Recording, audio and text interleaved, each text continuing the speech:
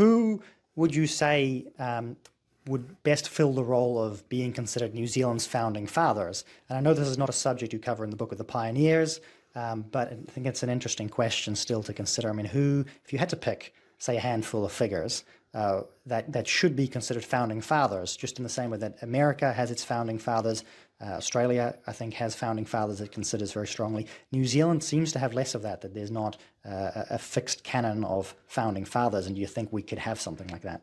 Yes, well, in Australia, the founding father is generally regarded as Captain Phillip, who led the first fleet to Sydney in 1788, and that got Australia going.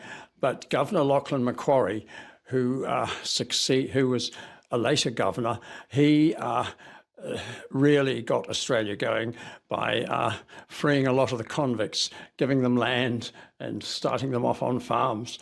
And he's buried, he returned to Scotland, and he's buried on the Isle of Mull, and his on the tomb it just says, founder of Australia.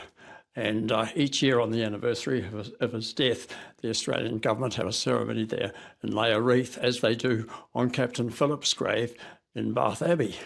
For New Zealand, I would say that the two people who made the most impact on our country were Captain Cook, of course, because he discovered it and brought it to the attention of the world. And the other one I would say would be Sir George Grey, because he was twice governor, both at very challenging times, and he was also later a premier.